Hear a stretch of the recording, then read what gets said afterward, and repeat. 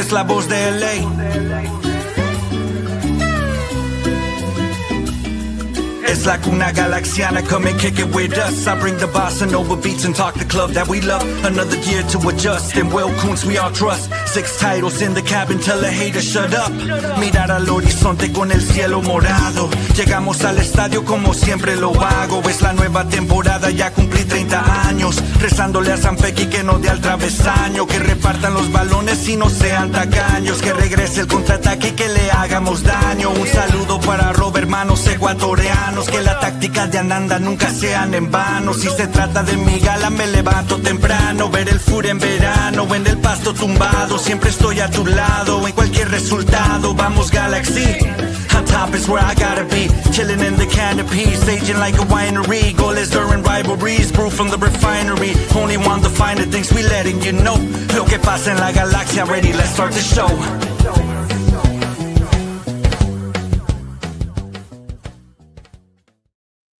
Hello, hola, and buenas, and welcome back to another episode of La Cuna Galaxiana, a podcast always made with love for all you LA Galaxy fans, wherever you may be out there in the world.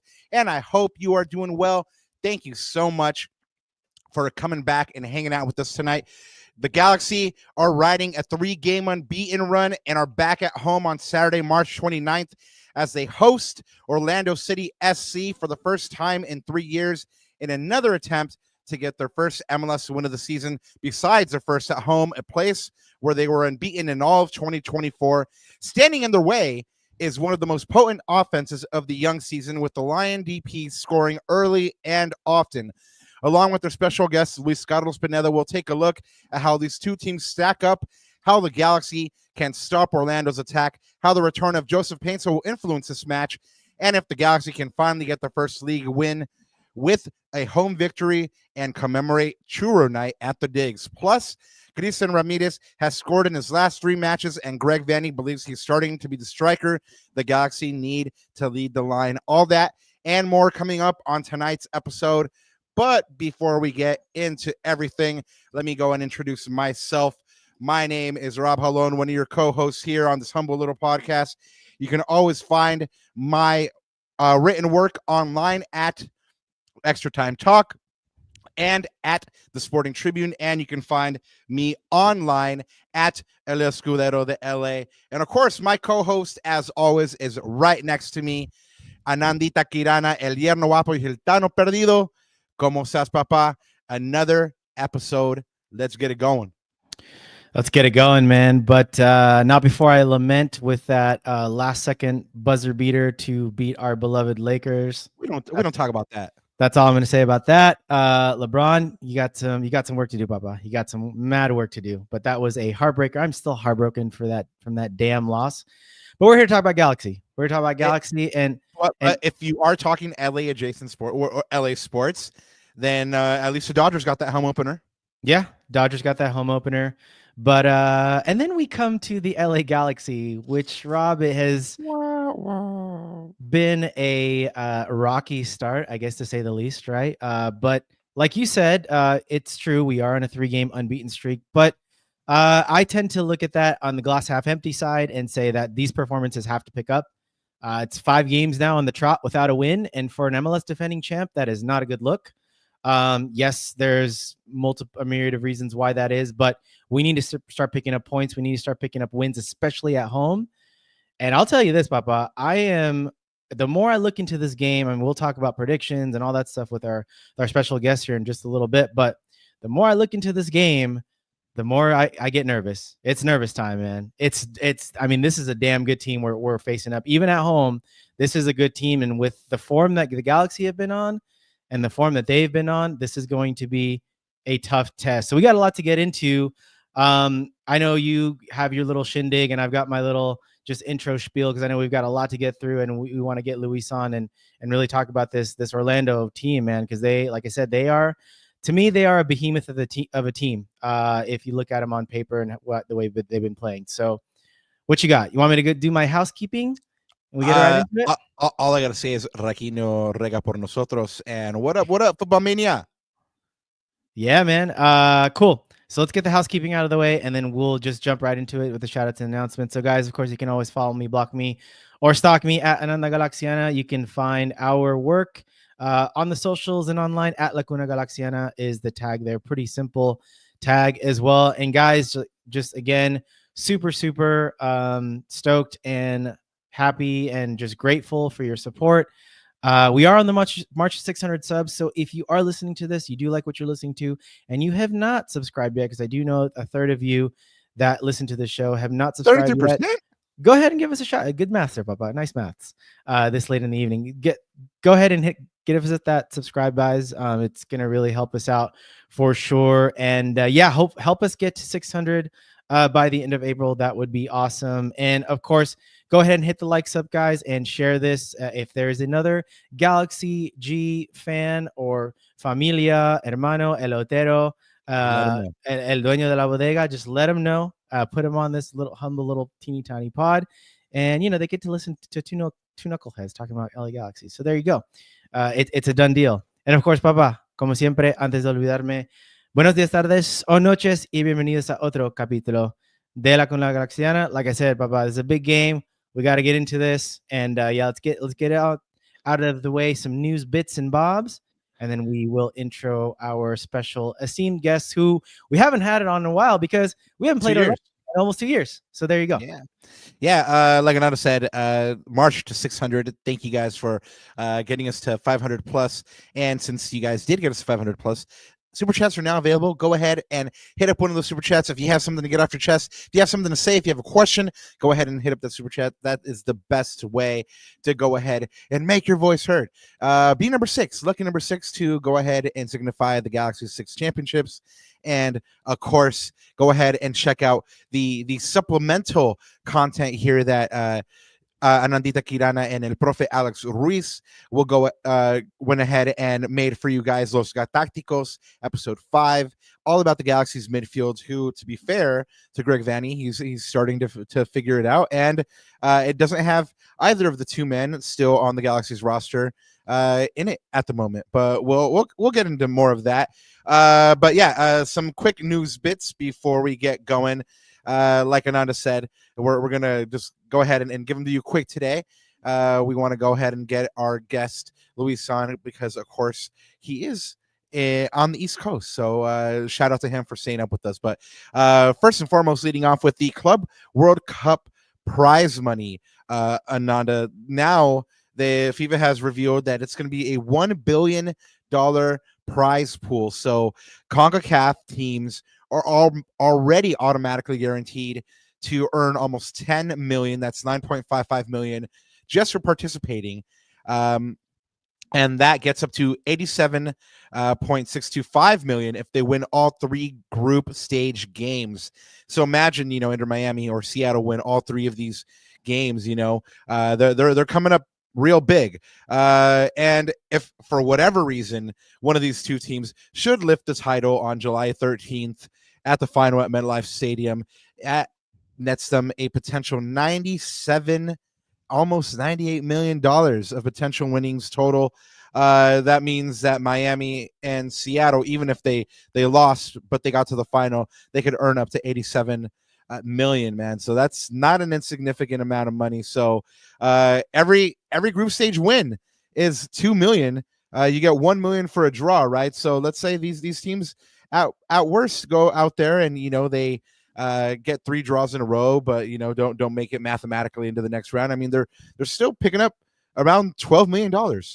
So like I said, the winner gets 40. Just for getting to the final, you get a good amount of money, but the winner gets 40 million free and clear. I mean, it's a ton of money, Ananda. So good luck to those teams. There's one more team to be named. Who knows who it's going to be? FIFA hasn't called that one yet. But whoever it is going to come up on a hefty amount of money just for participating.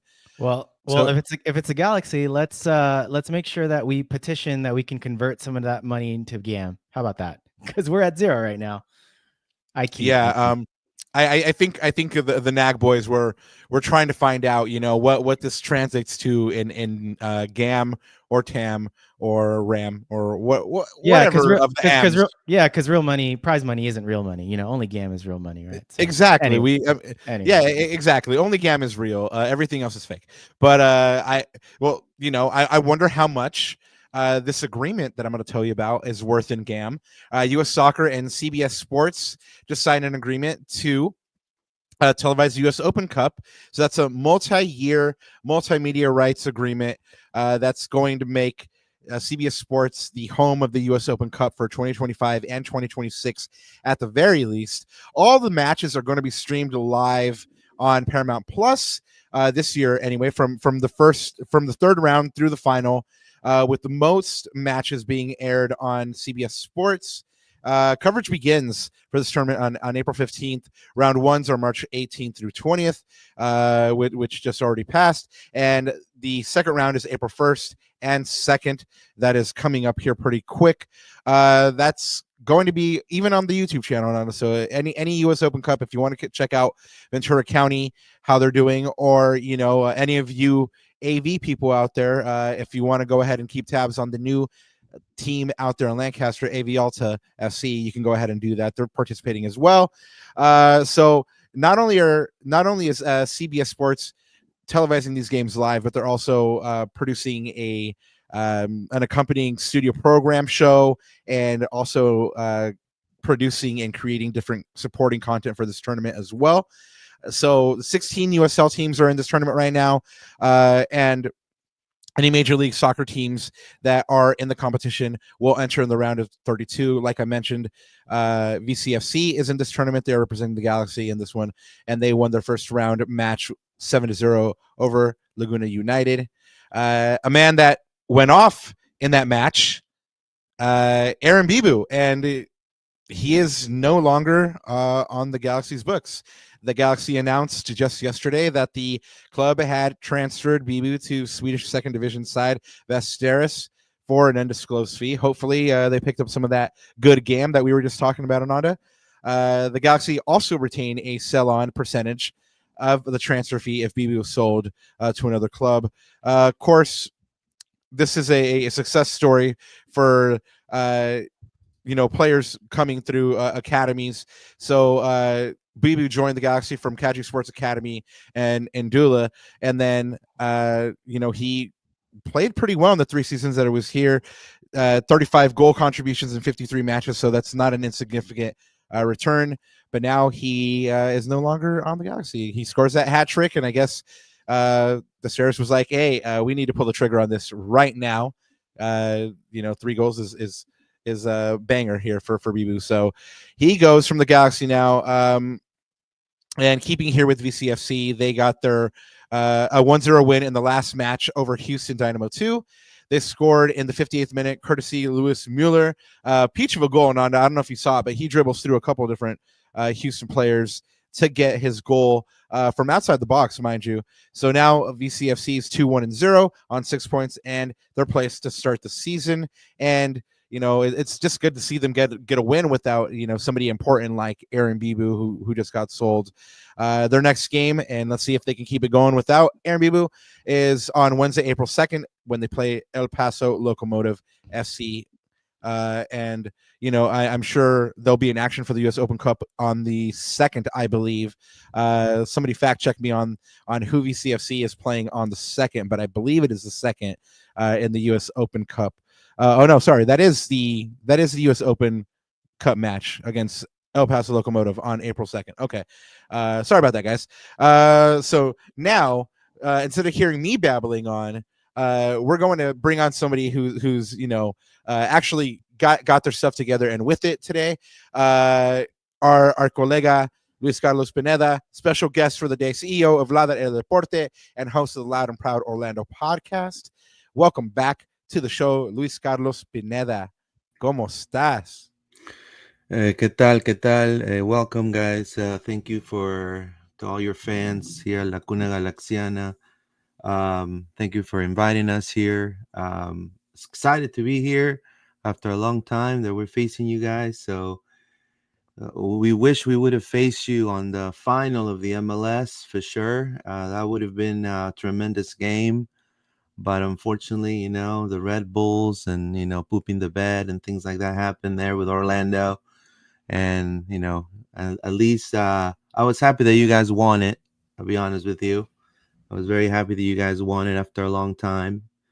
It was very memorable, and I commend you guys for that. But now it brings us into this game. Orlando is moving on up after 2 seasons of starting pretty slow around this month. They've right now are the team that scored the most goals in the league, 13 goals right now. Facu Torres, great guy and all of that, but I think the attack right now, it's more vertical, it's moving more free flowy. Still some defensive mistakes that have cost Orlando. They've been conceding goals, a lot of goals, especially in the first 2 games. But they show a little bit more of being a solid team against DC. So we'll see how they face. You guys' defense, Yoshida, I don't know. You guys got the new Colombian guy that he's pretty good. The score on the last game. Emilio Garces. Yeah, Garces. Yeah, I think he's going to be great. I think he's definitely a diamond in the rough for you guys. But Orlando's moving up. Paintsil's coming back. So we're going to have to see how Alex Freeman will face against top competitions because, Right. I'm sure Painsil's gonna, he just took a long time to kind of take a breather and be sidelined, and he doesn't want to also go all out. We'll see how he reacts to tougher competition, especially on the wing, because the caliber of player Painsil showed last season, it's top notch. One of the best signings probably the league had last year. So there's still a lot of question marks for Orlando. Definitely feel positive, but definitely, the flight and, you guys are playing probably in a pretty sold out stadium, with it's going to be. It is churro night. Yeah, it's it's gonna be a pretty good game indeed. So we're definitely excited. Pedro Galese is traveling with Orlando, so Peru's eliminated from the World Cup contention pretty much, even though Pedro refuses to admit it. Peru's out, and he's definitely. It's meeting the team. He's flying with the team from Orlando already. I think the only guy who's injured that's not going to be playing in this game is Nico Rodriguez, which is the new signing, 20-year-old Colombian kid winger, kind of very similar style to Facu Torres. He has a thigh injury. But Brekalo is definitely going to be part of the team, the Slovenian international. More than likely as a substitution in the second half. And then Pedro Gales is also back. And then the rest of the team is pretty healthy. Yeah, hopefully the Galaxy don't have to face a man like El Pulpo on the weekend. We're going to definitely touch on a lot of what you said, dive deeper into a couple of different things there. But before we go any further, just want to show some love to XPH with the first super chat of the night. It says, Buenas noches, Robin Ananda. Viewers and listeners, please remember to hit the like button and make sure to subscribe. LCG crew work real hard on a regular basis to bring us incredible content. And Gracias, when you XPH. subscribe, you find out about incredible guests like Luis being on. So go ahead and hit the subscribe, hit that like, and like we always say, go ahead and tell your loved ones about this. But yeah, like I said, let's deep dive into a couple more details on these things, right? You spoke about how the team has looked this year, right? What have you thought about what you've seen? Have you been impressed, underwhelmed? Is it too soon to tell with only 5 games being the sample size? But are you generally, and fans, do you feel like they're generally happy? Well, Orlando fans are never happy. but they always find something to definitely voice their opinion, which is okay, which is part of the sport.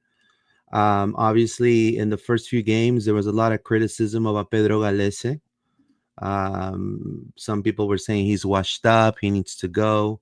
You wouldn't believe it, but this is coming from the fans.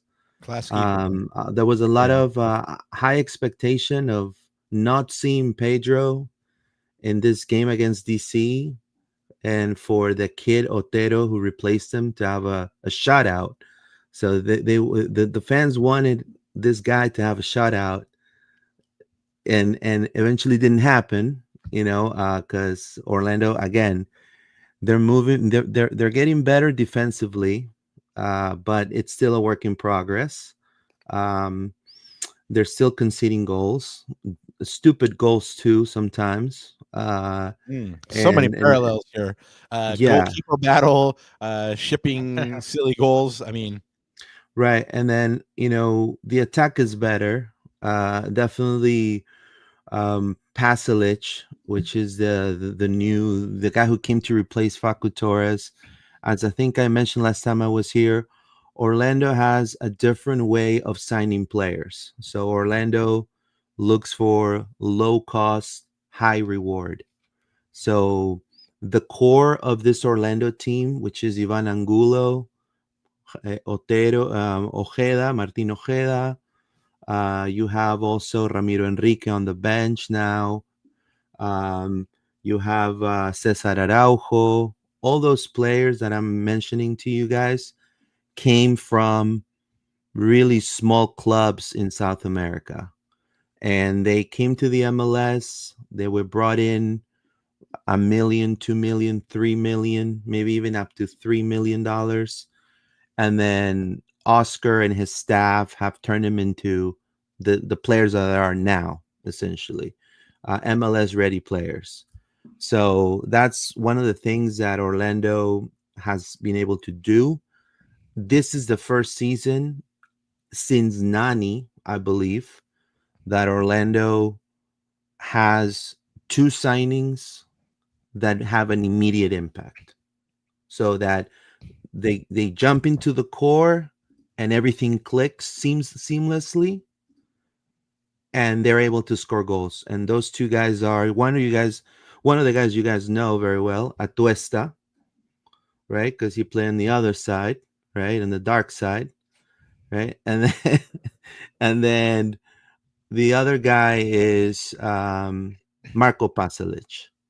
So there was a lot of the fans complained why we're not getting Neymar, why aren't we getting Giroud, Griezmann, why aren't we getting Cristiano Ronaldo if Messi's in Miami, why aren't we getting a Gabriel Peck or Painsil, like who's this Pasalic guy, right? And so it happened to be that this Pasalic guy is one of the top goal scorers right now. So good scouting by the Lions. They have clicked tremendously, but that's the attacking third. One other good surprise that Orlando has had this season that it's definitely be clicking. It's the resurgence of Luis Muriel. So that is something that no one was expecting. No one was expecting Luis Muriel to click so well with those newcomers, with Atuesta, with Pasalic, and he's turned the boat around. So last season, he literally was the highest paid player in Orlando City. He cost 3.5 million on his contract, and people were calling him the next Shaqiri. So they were already calling him they're already calling him a bust. And then this season, he completely clicked and turned it around. And he obviously, goal of the week is that Pasalic goal, in which starts with that Muriel flick, kind of like when he was in Atalanta, right? And with that, so he has turned the boat around. The fans and I think the people in Orlando are asking for consistency. And we'll see what happens. I mean, LA, right now, I feel the pressure is, I believe, on both teams I think you guys have an upper hand because you guys are playing at home. It's a long flight.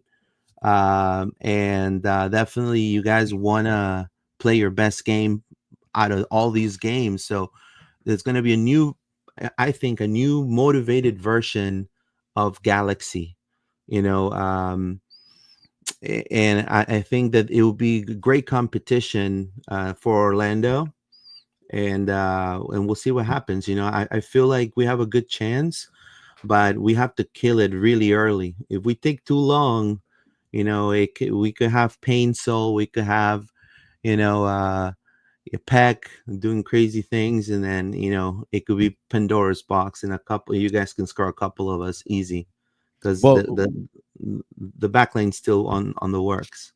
well, Luis, I mean, you need this Galaxy team to kind of go crazy. I mean, they haven't won at home after Yeah. not being After going beaten. unbeaten, Yeah, lost all 12 last year. You know, they haven't won at home yet. I mean, they haven't won at all after 5 matches, 0-3-2 record, 10 goals against, only 4-4, only on 2 points, 0.4 points per game, -6 goal difference, 14th place. Of course, if it's how you say it is, and you know the Galaxy might have a chance, you know, through Painstil and Peck, they can potentially jump from 14th to 12th with the win. You did mention that Orlando City had started pretty well. Certainly, they've looked great in the last couple of games. That 2-2-1 record gives you guys 7 points, good enough for 9th in the Western Conference. The last game was against DC United. We spoke about that banger of a goal of the week. Ends up 4-1. You guys just smoked DC United. What worked so well in that win? I believe what worked the best was that all three DPs, for the first time in club history, got on the score sheet in the same game, and they're all raised their level offensively, and also Pareja has this thing of everybody pressing, everybody defending. No one stays put when it comes to, you know, if you lose the ball, you get it back yourself, you know, mentality, you know. And I think that Muriel has tapped into that as well. Physically, he's fit. So all the production of the 3D piece, that's the main difference that you see in this Orlando team. And obviously the resurgence of Muriel, as I mentioned, and also some of the newcomers are playing tremendously. You know, Alex Freeman, a 20-year-old kid. He's been playing tremendously the right back, in the right back position. Marco Pasalic, you know, so a lot of the newcomers at Tuesta are making truly an immediate impact. And that's what's really been working for Orlando, and especially obviously DC. I feel, and not to discredit DC, I feel that a bigger test is going to be this LA team for the boys. I think this LA team is definitely, even though, you know, you could see the standings here, and if we show the standings to somebody, you know, you can definitely say, you know, LA, you know, it's down on the outs, but you know, this is the MLS. This is changing all the time. Mm-hmm. You know, we could be 9th right now, and then we lost the next 2, and then we're like in the bottom.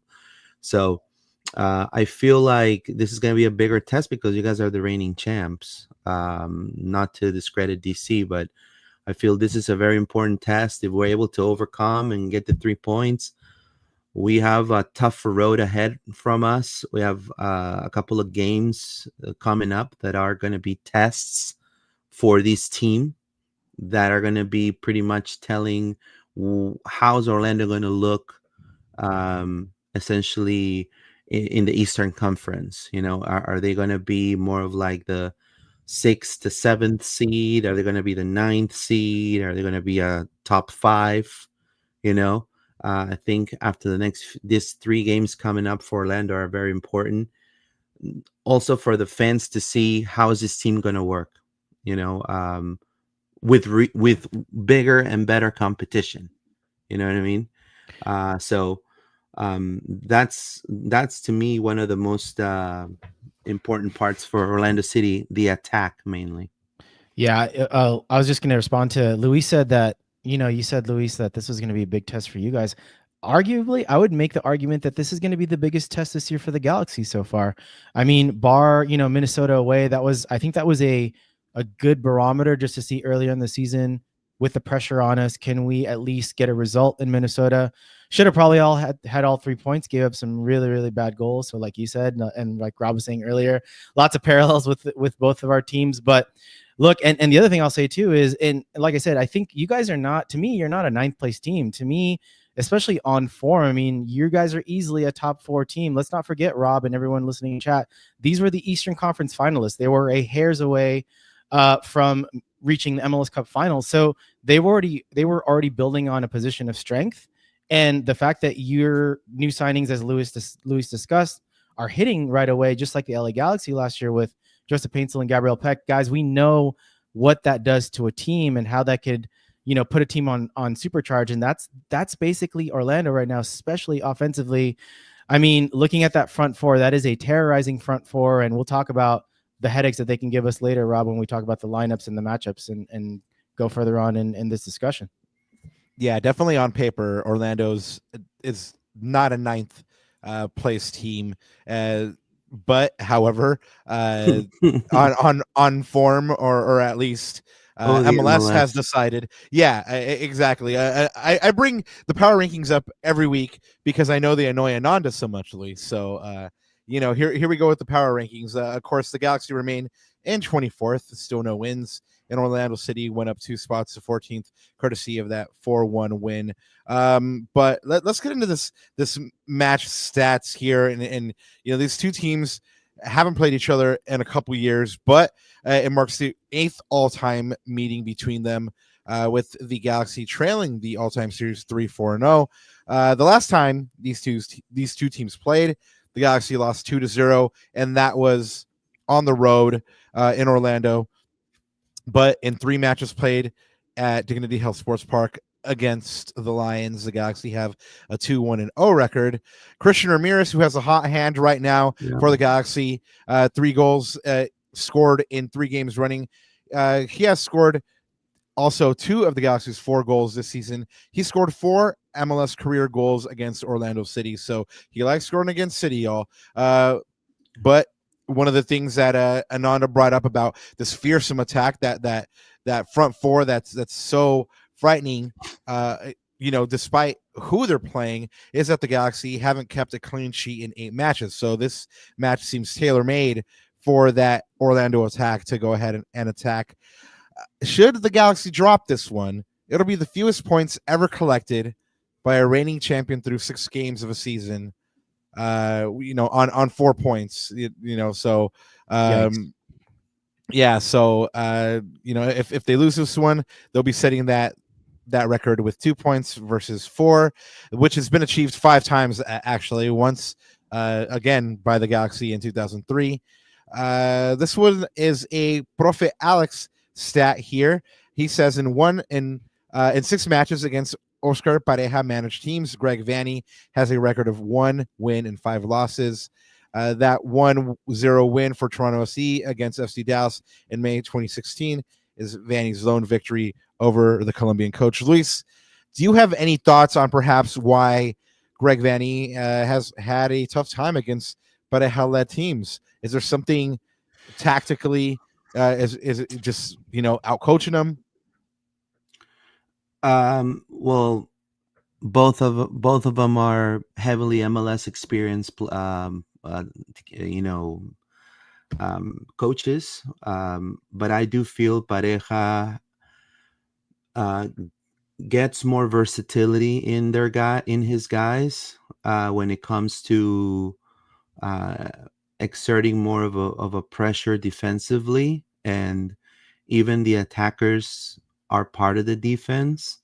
Also, Pareja has in his arsenal a way of, they call it puppy specials, which is called literally shutting down the game, parking the bus and putting 10 men out back and pass the ball around and it will kill the game out. And that's called a So Poppy special. they call it the Pappy special. Yeah. Oh man, I love it. So he hasn't used it this year. He certainly, it would have been great to use it against the Red Bulls in the final, but tactically, Pareja also has right now the connection between, and I know that you guys are working on that as well on your side, but they already have it for the past 3 seasons. It's OCB, which is MLS Next Pro, and the academy, all interconnected. So his assistant coach used to be the coach last year of the MLS Next Season Orlando City B team. He knows the kids from the reserve pretty well. Caraballo, the 16-year-old, comes from that. So he has that he knows his players in a way. Okay, I'm gonna be playing this team. I'm bringing this kid over because I may need him because of the characteristics of how he plays. And you guys may not have any tape on that kid. So so he likes to throw those curveballs. Also, he has a set 11, but I know for a fact he's going to change it for the Galaxy. I know for a fact he's going to change it for the Galaxy because especially Painsil is back. So, I feel like typically he has a starting 11 that mainly everyone knows, but he likes to throw a little bit of curveballs tactically to kind of make the game a little cut the game, essentially, chop down the game. Now, Pareja also has had flaws, just like Vanny has had wins as well. So Pareja has had, sometimes the changes or the substitutions come a little late, and or sometimes the substitutions don't come with that impact, So he may be taking, let's say, Ivan Angulo, who's having a great game, and then he's putting Ramiro Enrique on the wing, and then Ramiro may not be having a good game. So it hasn't happened this year so far because everybody's been clicking so well. But again, I think LA is going to be a huge test for us because we're facing the former MLS champs. And I think you're starting to see a return to form through not only through these players starting to know each other, the new players that have come into the team, players that are coming back from injury. You mentioned Joseph Paintsil, which we'll touch on a little bit more here. But this team is you're going to start to see this team, this Galaxy team, look a lot more like Greg Vanney's vision of it, through just simple combinations and people being available to him and being able to put out different tactical systems. I mean, just in the last game alone against Minnesota, they were down 8 players through either injury or international duty. And of course, you have those long-term absences. I mean, your Ricky Puig, who's out till September or October, who knows. Wow, that's crazy. I didn't know he was out that long. Yeah, it's an ACL injury. So I mean we were all thinking that well, not we were all, but I was thinking, and I mentioned on this podcast a couple of times that I was thinking it might be around August, given everything that I read on the ACL injury, but Greg has mentioned October, so more than once, and who knows if that timeline, getting down to the nitty gritty of it in the season, a couple months from now, if that is still the timeline. I know Ricky's been doing a lot of work on his rehab and stuff like that, so who knows. But you also have the other long-term absences for the moment, Mauricio Cuevas and Lucas Sanabria. We already know that Marco Royce will not be available for this match. John Nelson is day-to-day, questionable, but the big one for Galaxy fans and the one they should be rejoicing about is Joseph Paintsil. He said it himself today. He is back. Luis, you've mentioned a couple of times about this battle. Whoever has to pick up Joseph Paintsil, who normally is playing on the left wing while Gabriel Plek is playing on the right. I think you've mentioned Freeman a couple of times. Yeah. What do you think of this battle? Do you think this is the battle that might define the match? Yes and no. Um, it depends a lot on Alex, literally, and I'll be clear. I mean, this kid is he's killed it in MLS Next Pro. He's been scouted by Sporting Lisbon in Europe. He's been, the kid's the talk of the town right now. His dad was part of the Packers Hall of Fame, wide receiver there for the Packers. So he comes from a family of athletes. So the kid is fast. So I think Painsil should meet his match. Now, Wow. the difference is the experience. Painsil may know more things in his bag of tricks than Alex. Now, Alex is very poised, very level-headed kid, but this guy has killed it in Europe. He's he could have gone into a top European team if he wanted to. So don't get me wrong. I think it's going to be a very heavily contested matchup there. Now, I am more concerned, I'll say, with because obviously Paintil is the guy who's going to get all the attention. I'm more afraid of Christian Ramirez and Peck, because we've not had the best version of Robin Jansen, in my opinion. He's still getting better, but that's going to be the matchup. It's going to be Christian Ramirez and Robin Jansen and Rodri Schlegel. So I feel Robin Jansen has shown sometimes on the long balls, he's a little bit, he had this big matchup against Benteke, and he did really good, but there were a couple of times that Benteke could have capitalized and didn't. Right. And another one that I'm a little bit concerned is the Rafa Santos with Peck. So Peck, I've seen him play in Basco. I was happy that you guys got him, but also was like, why Orlando didn't go for him. But, Santos, I have a feeling he may not play this game for a tactical reason. So what do you see the starting lineup being for Orlando? Do you see Smith, I tell you, maybe Kyle Smith coming in for him? Yeah, the starting lineup for Orlando is going to be a 4-2-3-1. It's going to be Pedro Galese up top, Alex Freeman, Robin Jansen, Rodri Schlegel, and Kyle Smith. Gotcha. Kyle Smith is going to probably play instead of Rafa Santos. And again, I could be wrong, but knowing Pareja, when Kyle Smith is a player that it's not going to go forward into the attack. He's going to go more into the defensive side. So the whole point is to stop Peck. So he's going to definitely be in charge of marking Peck, because Rafa Santos has a tendency of forgetting to mark his player and just going all out on the attack for those crosses through the left. And sometimes he just goes into La La Land mode and leaves a gap. And obviously a player with the caliber of Peck, he's going to capitalize on any gaps on the flank. You know what I mean?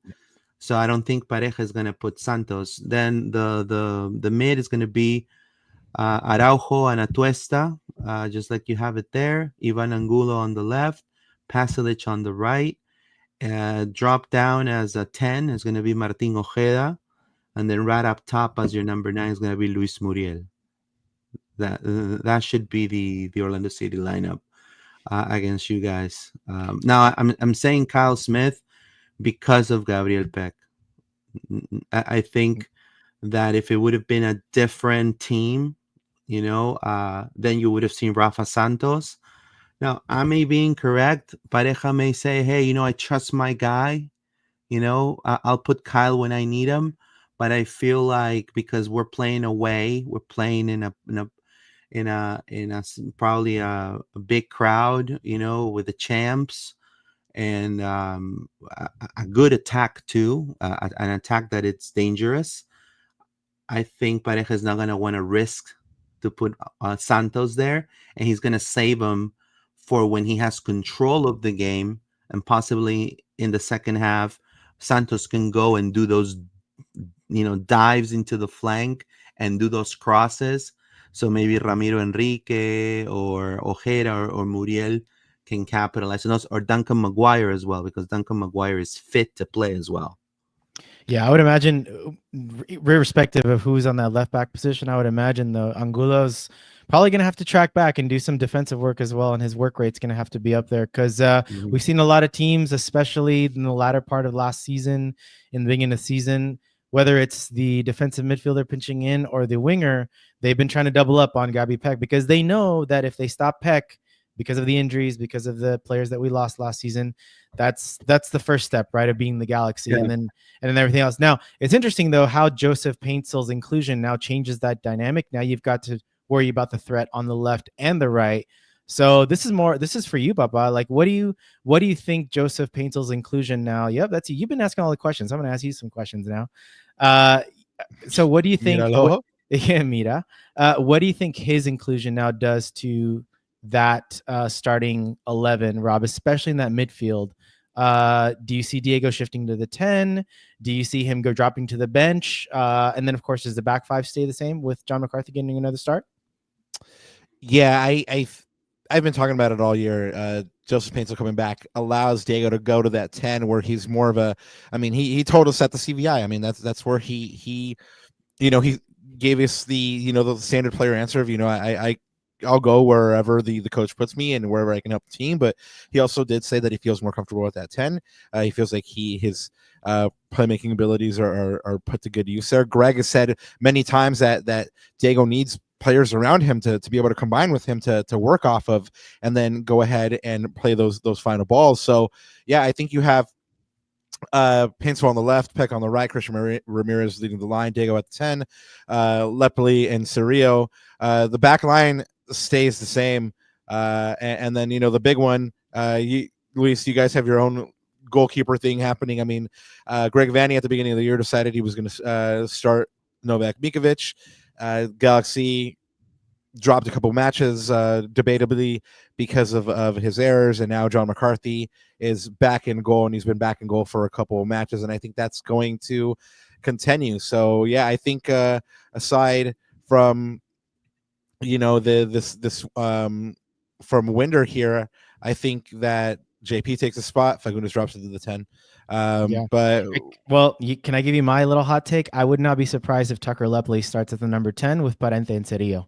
I just have a feeling that might happen, especially I was listening to Tucker's comments today. I'm not mad at that either. I think Greg likes a lot of what he does. I think he provides something different, added mobility as well, and then maybe bring Diego off the bench. We can't expect Paintsil to play all 90 minutes, so I'm expecting he's going to play 50 to 60. I mean, look, he's probably one of the fittest guys on the team, but again, I think it's a lot to ask for a guy coming back from a hamstring injury. So I would not be surprised but if I see that on a team sheet, I'm not going to be worried. I think that's also a very strong start. And this is good now that Greg and Luis you were talking about your academy earlier. There's these guys now, Tucker Lepoli, Isaiah Parente. Some of these guys are coming through the academy, and Greg Vanny is starting to integrate them now also into the LA Galaxy team.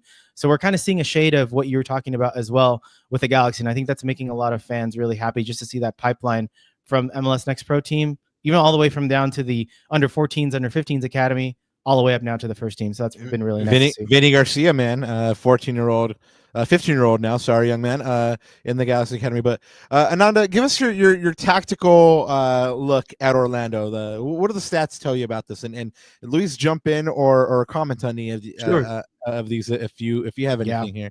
I think Luis did a really good job from the top of kind of foreshadowing some of these things. But guys, like, if you look at, these are the stats that I always pull up, some of the key stats and underlying stats, for example. But this is a damn good offensive team. And we've been talking about their front four. I mean, they've started red hot. They're, second in the league in expected goals at 9.8, second in the league at shots on target per match at 6.4, number one in the league in big chances. And the crazy thing, Robin and Luis, is they're doing all of that while only averaging 46.2% possession. So they're a team that, very similar to the Minnesota story, or even some of the other opposition that we played, Rob, which is they're comfortable not having the ball. They're cool, and they can hit you on the break. They can also, be in possession and be incisive with that possession. But they're a team that doesn't need that possession. So again, this goes to our always long-standing conversation, Rob, about the battle of attrition. We know Greg Vanney wants to possess the ball. He even talked about it in his press conference today, right, Rob? Like, one of the ways to be a good defensive team is to be tidy in possession and control the game through possession, right? So it'll be interesting whether it's the burden of possession, or are we going to actually, do something with that possession. And then on the flip side, we talked about the sort of the defensive frailties of both teams.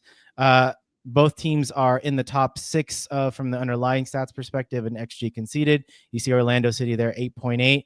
One of the other things too that we talk about in terms of, and maybe you could expand on this a little bit later too, Luis, which is at least from the early goings on in the season, Orlando likes to win the ball high up the pitch. Possessions won final third per match, 5.4. That's 5th best in the league.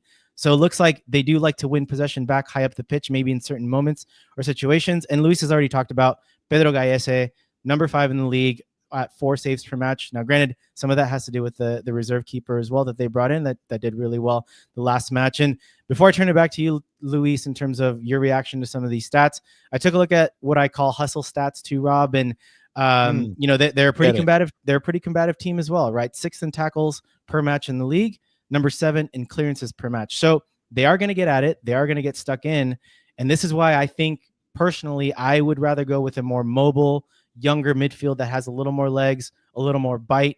And then you could bring on a Diego or an experienced veteran off the bench, right? So that's kind of my thinking there. But Luis, anything in those stats either surprise you or support what you've been seeing from your eye test this team for your team this season? Definitely, it's been the best of offensive season Orlando has had in a long time. Be honest with you, what got us into the final, well, the semifinal, almost, was essentially being a good defense, and so that has actually not been the case in the first few games. Because we've had injuries on defense, like Robin Jensen was out. David Brecalo, to me, has been a little bit of a bust when it comes to his form. And Schlegel's been the only guy who's been carrying that whole back line. We had Dagger Dan Thorhalson also didn't start it very hot. Alex Freeman took his spot, literally. The kid took the job right away, and but I feel like they're looking a little better. Definitely it's going to be more of like a tougher rival and a bigger test, and I feel like the changes that Oscar Pereira are going to make off the bench could make a big difference for Orlando. Now, what Orlando needs to do to win this game is control the first 20 to 30 minutes of the match.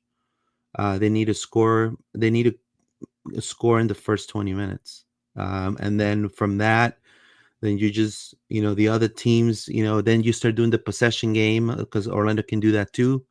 Even though they don't do it as much anymore, they can still do it. It will kind of take its time to control the game, and then Pareja will have more time in the second half to see what other pieces they can make. I could tell you, if you show me the 11 real quick, I could tell you some of the changes he usually makes when he faces competition. So you'll have Painstil right there. More than likely, Dagerdan Thorhalson will be subbed out for Edward Atuesta, and keep Cesar Araujo right there in the mid. Marco Pasalic, because Aude has been hot, but also has been very cold sometimes. I think I have a feeling Marco Pasalic is going to be having a 90-minute game. Then you're going to see a substitution of Muriel coming out, probably in the 60th or 70th minute, depending on how Orlando's playing.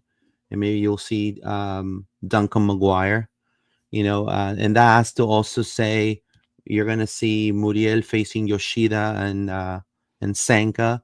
So it's going to be the first time I feel that Muriel is going to be able to face a quality level center back like Yoshida, even though Yoshida has also been hot and cold.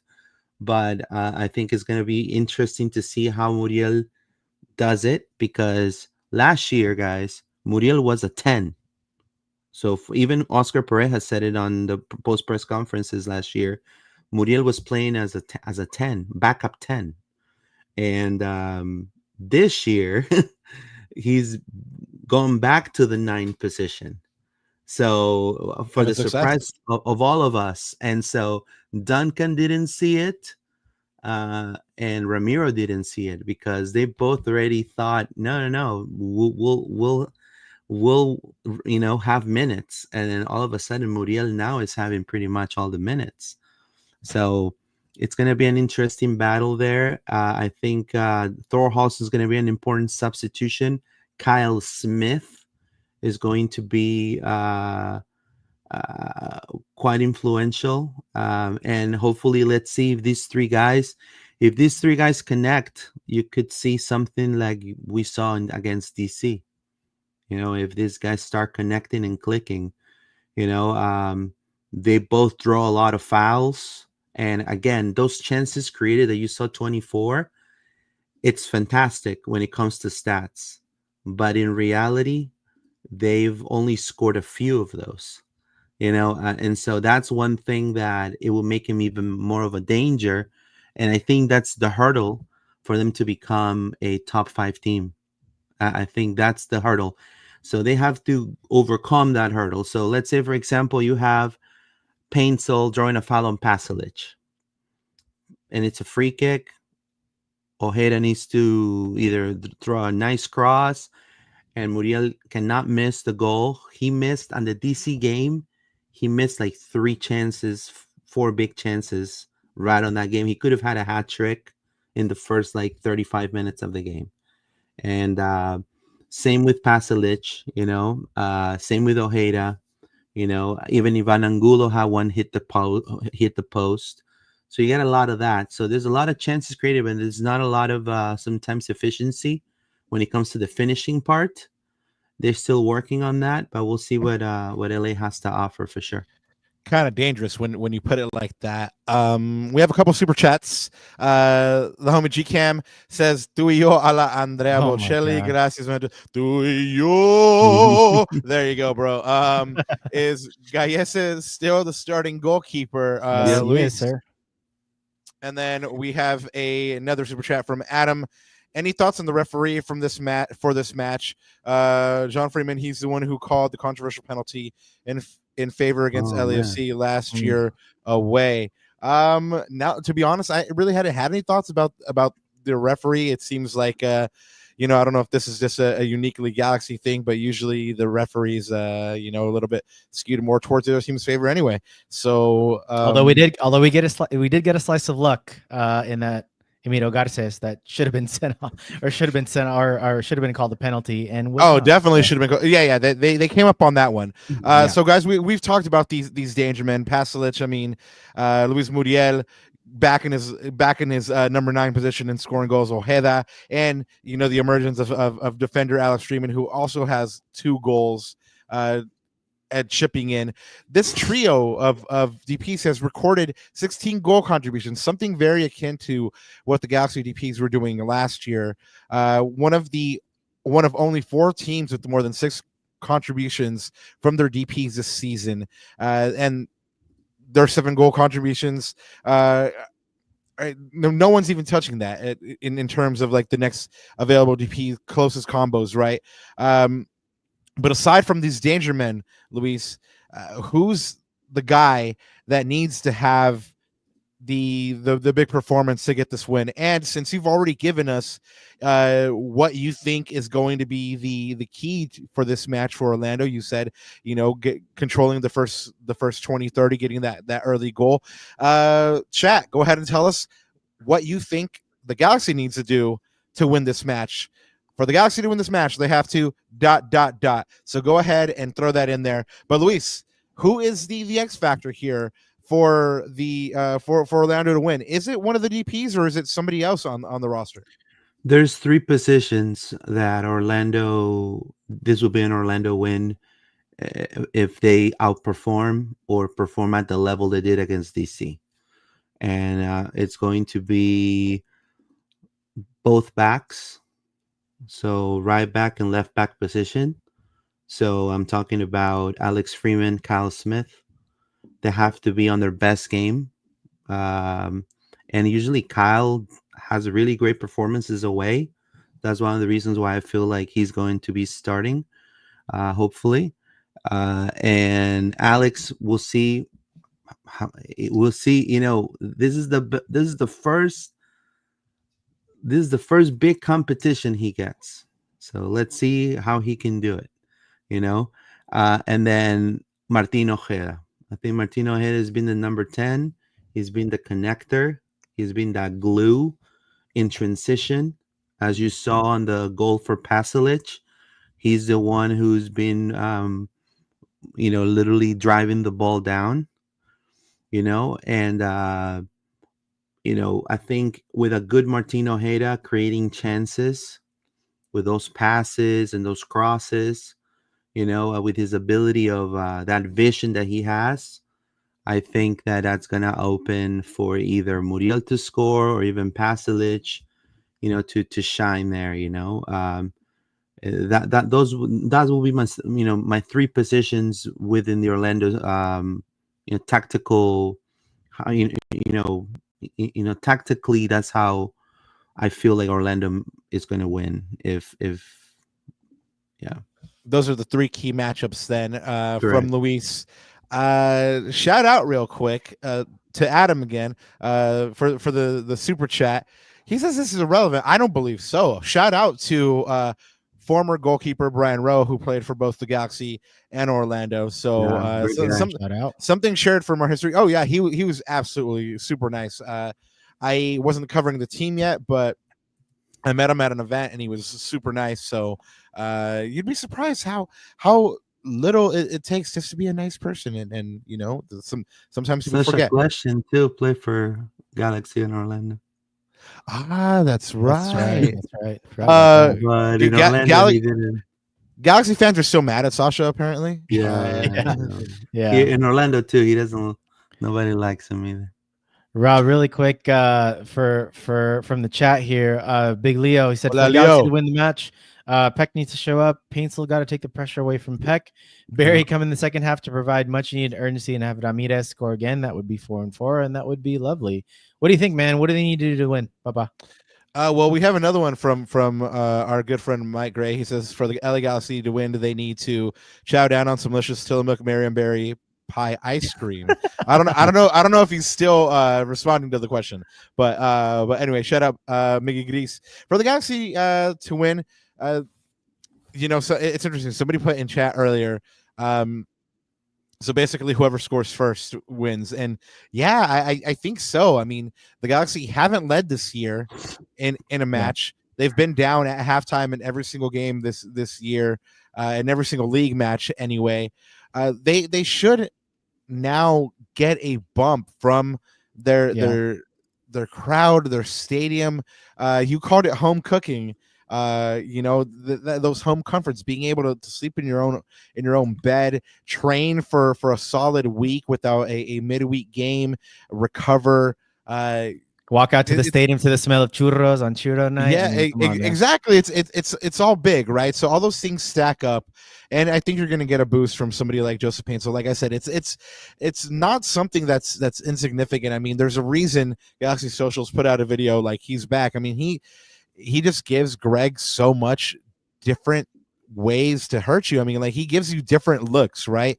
I mean, you saw Paintil play as like kind of like a false nine or as an auxiliary striker last year. I mean, if he really wanted to, he could do that. And of course, he won't when you have somebody like Christian Ramirez. But I mean, that's just to give you an illustration of the different tactical setups that you can do with Joseph Paintsil, and it allows you to do stuff like, you know, save Diego Fagundes and bring him off the bench, you know, for later in the match, if you in fact do want to play Tucker Lepoli as that number 10. So well, it's not even think, it's not even that too, man. It's just like we haven't had a vertical threat. We haven't been able to play vertically all season. It's been okay, like the other team can sit up in 2 banks of 4 and okay, Galaxy, pass around us now, cut through us, which we haven't, right? We've kind of given up sloppy mistakes and we've been hit on the break the other way. So now Joseph Paintsil allows us to play vertical, which is we haven't had a threat in and behind. And I think this is adding to the reservations that Luis is having, especially to the point where we're thinking about changing our left and, you know, at least our left back against Gabriel Peck. And even on the other side, that'll be an interesting battle between Freeman and Joseph Paintsil because we haven't been able to play vertically, right? So definitely, just to keep it simple, I think he adds that. But also, man, like if we can keep Orlando below their scoring averages here, which is 2.6 goals a game, if we can keep them to one goal this game, I think we have a chance. If we start giving up 2 or 3, I think it's going to be a long night for the G's. Real quick, we're gonna go to Luis in a second and get his. We're gonna put you on the receipts, man.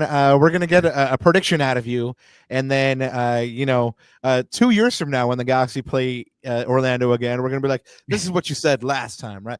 No, but before we get there, Troll had an interesting point. Zonka's going to provide those long balls of Paintil. Yeah, I mean, we saw his vision the other day, picking out Christian Ramirez with the ball over the top.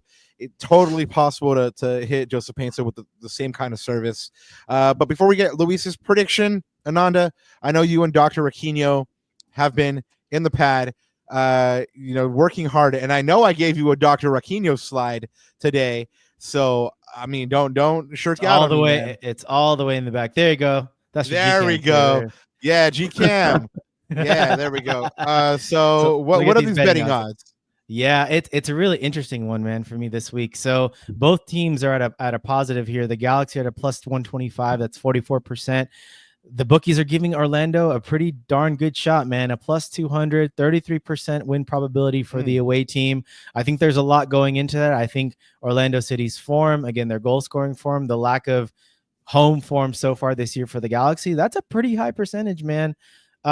Both teams being in the positive in terms of odds even for the away team. I think the bookies are giving Orlando a pretty darn good shot, but let's see what we all think here and let's see what chat thinks as well. Let's get the receipts here. Chat, go ahead and drop those game predictions here for this game on Saturday.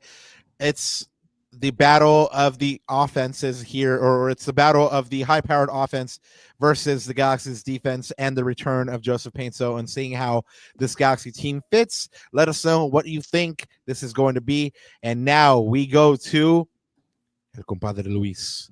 Luis, your prediction. Well, I think this is going to be I think it's going to be a tough game. It all depends on the form of our back line, because you know, looking at the game against Portland too, that pass that center back did to Ramirez. Now, if Robin Jensen, if that's Robin Jensen on the floor and Christian Ramirez picking up the ball and scoring on Galese, which it has happened before, on a bad night. You know, I highly doubt, hopefully that's not the case, then you guys may have the win right there. You know, you know, if they have a really bad night. Now, one thing taking into consideration too, Painsil is 5'7", I believe, right? Or 5'8". Yeah. Well, Freeman is 6'3". So those long balls, the dude jumps like like Tracy McGrady when he used to play in the Magic. Like so I don't think that will work on that side at least. Now it could work maybe if you see Jansen that he's already a little agey and Ramirez is faster and he sees a gap and an opening, then that was going to work. I think here the Pandora's box will be on the Peck side. So if Kyle's not having a good day, and if Pareja decides to put Rafa Santos there, let's just hope and pray that Rafa Santos is able to defend Peck, because that's the opening right there. Now, when it comes to Orlando, I think it's going to be a tough game. I'm going to go for a 2-0 Orlando win. First shout out for the Galese haters. And we go with a 2-0 win, and then we go and get in and out and go home.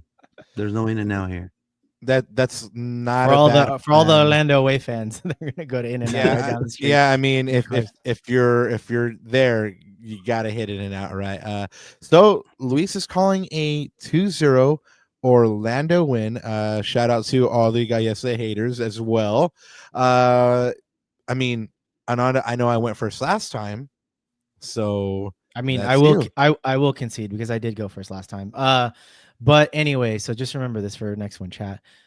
So yeah, I look, this is gonna be a heart pick, to be honest, because I am actually not that far away from GCam in my head pick, which he says, don't hate me, but 3-2 Galaxy loss. We give up 2 goals in the first half early on and 1 in the second, and we claw 2 back in the second. Look, if we give up 2 goals in the first half, I think it's gonna be a long day. I think it's gonna be, that would be like a 3-1, 4-1. Honestly, like Orlando's just that good. I think they're, not only are they that good, they're the informed team, right? And we've seen it over a period of 5 games, which to me, that's a pretty decent, like if you're on a 5-game streak form wise, you're on good form.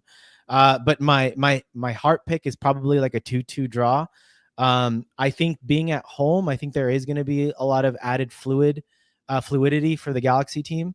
I think in the last, what's up?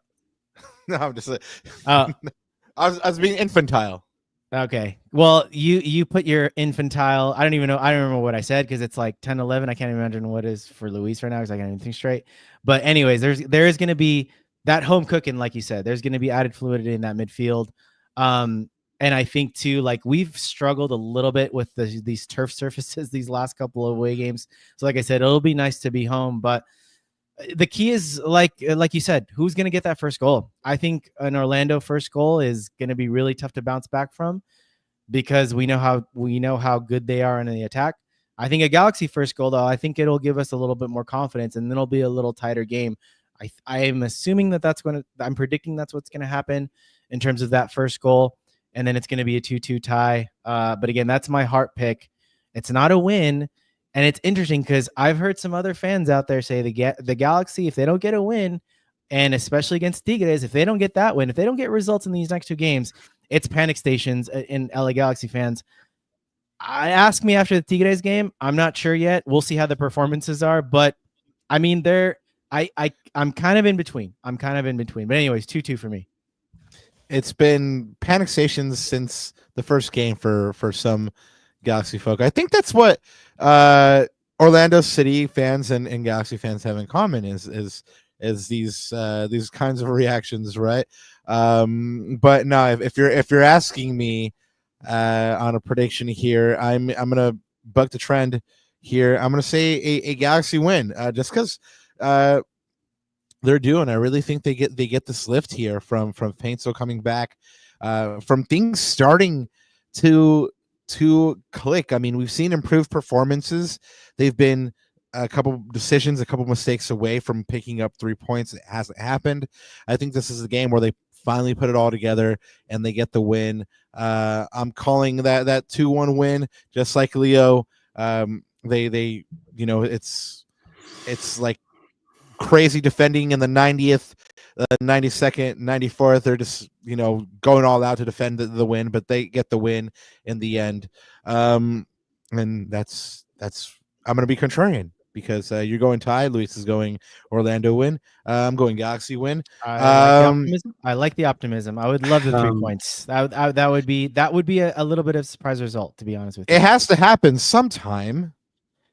Yeah, but we just haven't seen it in the first 5 games of the season. Again, we'll see. We'll have to see. This has to be a watershed moment. But Orlando's like, dude, this game's scaring me. I'm telling you, man. Orlando, with the highlight packages that I've seen, Luis, you've seen them all season. They are an informed team, and you can't argue against an informed team unless they make a mistake, or Gaesa makes a mistake, or like the left back makes a mistake. There's a mistake that needs to happen to give the Galaxy the open door, and we need to walk through that or run through it and get a couple goals out of that. That's the only way that'll happen. Look, I want to give you guys a piece of, look, I think the Galaxy last season, they truly deserved to win the championship.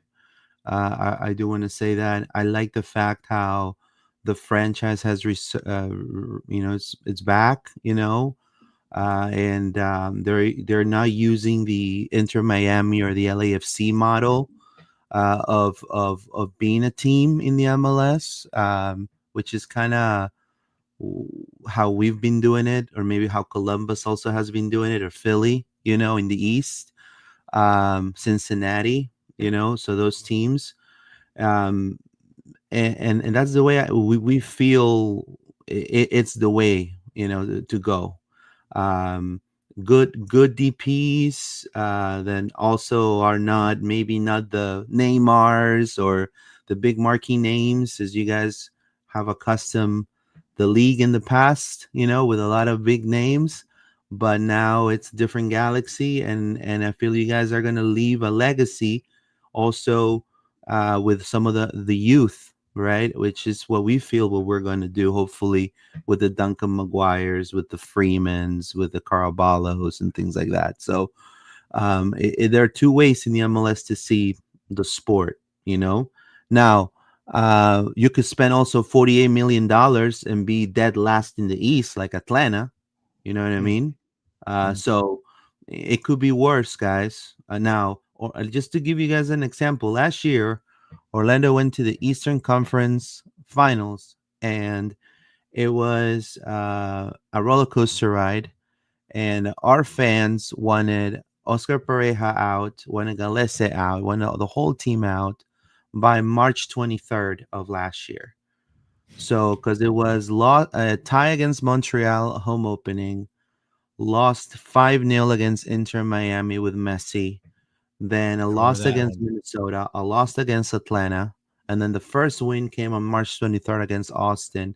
And then they had losses here and there, and then they turn it around at the second half of the season, and then they make it to the final. Now, I don't know how he's in the West, but I know that there's lesser competition there, and I still feel that the Galaxy are better than a lot of the teams there, So I think it's gonna get better. The good thing is that your fans are, I feel, they've been through this before, and I think now they're a little bit more calm and more level-headed than other fans.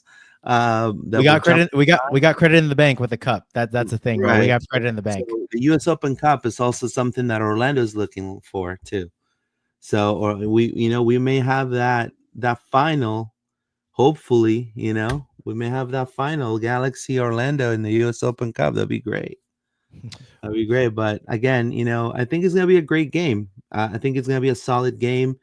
It's a big test for us for sure. Different than DC, and we'll see what happens. But I think definitely is going to be good soccer. More than 2 goals for sure. I feel it's not going to be a stop and go game. Yeah. So you heard Luis, Galaxy fans. It's a long season, and the Galaxy will get it together. He's given you hope and inspiration. Ananda's brought up on this humble little pod how Seattle last year only had 2 points from 5 games, and then they made the Western Conference Final. So it's a long season. It looked horrible. Yeah. I mean, Sure. I And mean, somehow they they're still do limited. this year. And somehow they still do this year. So, they're gonna do a Seattle like yeah, every year. But yeah, no, I exactly. mean, generally the Galaxy hasn't looked terrible except for in patches they've looked all right. So again, chat listeners, Luis is letting you know it's going to be all right. Luis, before you get on out of here, man, before we let you go, thank you so much. Please let us know where we can find you. Of course, if you're watching this, you can see Luis's tag right there. But where can the folk find you and find your work? Yeah, check us out. We're Loud and Proud Orlando. We are the podcast all Orlando City, Orlando Pride. All soccer events in Central Florida, we cover it. We're there. We have a podcast every Monday at 6:30 Eastern. We're available on Apple Podcasts, on Spotify as well, on X, on YouTube. So if you would go to our YouTube account, just write Loud and Proud Orlando and subscribe. It'll be fantastic. You can find me right there. It's my Twitter. Well, that's the LPO Twitter, but you can find me at Pineda _ORL on X.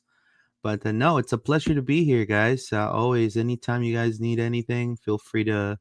Hopefully, we can have you on one of our shows as well soon. And It would be a thank you pleasure, so much man. for that. Yeah, thank you for coming back on, man. It's been 2 years, and hopefully it's not 2 years before we link up again. It's funny. Joe 13 Cool in chat says Luis said y'all will be all right starting next week, though, right? Yeah, No, yeah, next exactly. week. Yeah, this week Exactly. we'll see. Hopefully everything's still clicking for Orlando, and it's gonna be a good game. I can definitely, and I know the Lakers, they just lost by a point, and then the Dodgers, Oh they man. pulled it off. Yeah, so we'll see. We'll see if the Galaxy pulls it through. Yeah, I told Ananda to Thank you promise me again. not to talk about that Lakers loss tonight. But yeah, man, thank you so much for your time and for Gracias. hooking up with us again. Hopefully, nobody goes home too mad on Saturday. Hopefully it goes in a perfect world to go everybody's way. Of course, that's not sport, but I kind of feel like the Galaxy need it more. So how about you just let us have this one? Yeah. There you go. There you go. There We'll you end it go. like All that. right, man. Thank you so much. We appreciate it. No problem. Thank you, Gracias. guys. Have a Yep. good one. Cheers, matey. Luis Pineda, thank you so much. Man, always a good time talking to him and finding out more about Orlando. That's hopefully, what you guys are going to get the most out of on the Summer Little Pod is, getting people that, know these teams intimately, on the ground floor and doing that good reporting on these teams up there close and personal, coming by and telling us, what they see, what they're seeing out of the tactical system for these teams, who the key players are. So shout out to Luis again. Thank you very much. Before we get on out of here, we do have a couple of announcements here for you. This one is for a fallen G. The Moreno family lost one of their own, and so Lars will be accepting donations for funeral expenses at their tailgate on Saturday. Guys, we've told you about Joseph Paintsil's EP coming out on the 4th of April called Emergency. He's coming back to the lineup, so you need to go back and put him on your box, man. Start spinning this EP called Emergency from Joseph Paintsil. The Nyanos from 1-2 Threads have dropped new merch. Of course, oh man, this white hat right here, a collaboration, limited edition collaboration with Moving Science. Shout out to Moving Science. These new items are available on their website now. If you didn't catch them at the Blue, White, and Gold pop-up, go ahead and check out their website for more info and how to pick these up. And of course, chat, you were talking about it earlier. I believe the homie Marvin was talking about this. Yes, you guys can come up on some real cool stuff at the equipment sale on 3/29. That opens at 5:30. It's open to season ticket members and at 6 to the general public. But yeah, you're gonna come up on all kinds of cool stuff if you go to this. I mean, I've mentioned it a couple of times. Somebody picked up that Zlatan training jersey, so it is possible to come up on some really cool stuff. I mean, stuff that you might not even wear, but sometimes there's like new jerseys and hoodies and sweaters and stuff like that. So definitely make it out there. And the best part about it is that all proceeds benefit the LA Galaxy Foundation, who is always doing good work out there in the community. And of course, we've talked about this, guys. It is Churro Fest. Galaxy can't lose on Churro Fest night, right? The first 1,000 fans get a churro. And then there's a churro toss at Soccer Fest. Limited mini scarf prizes available. I'm just more interested in the churros, Ananda. But that's just me. So anything else to add before we get on out of here? You know, I always try to leave the last word to chat, and I guess I'll end us with this little number right here from G-Cam. Ooh. Greg Vanny showed me how to brew moonshine with some copper pipes and an old water heater. Won't he do it? And we'll leave you with that. Yeah.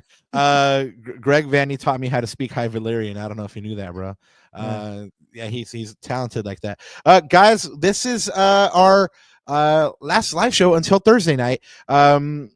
On Monday, March 31st, we're going to bring you our reaction for that Galaxy versus Orlando City match and a mini preview for the next round of the Champions Cup at home from Tigres. But that will be a pre-recorded episode of La Cuna happening on Monday night. So just so that you guys know, no live stream on Monday, but we'll be back with you guys on Thursday, a week from today, April 3rd. We're going to be back live and bringing you our Champions Cup reaction and a preview for RSL away. And since my co-host Anandita Kirana will be out there jet setting his cosmopolitan life like he is known to do, my co-host for the day will be El Profe Alex Ruiz. He'll be subbing in for Anandita Kirana. And Godspeed, Profe. Godspeed. He'll have to put up with all my shenanigans. Yeah, exactly. It'll be fun though. But yeah, guys. So next week it'll be kind of a weird schedule. Pre-recorded show on Monday, and then you'll have a special guest host on Thursday with El Profe Alex Ruiz. But until we meet again, I suppose that there's only one thing left to say, right? Besides LA Strong. Yeah, besides LA Strong is Vamos Campeones and Jesus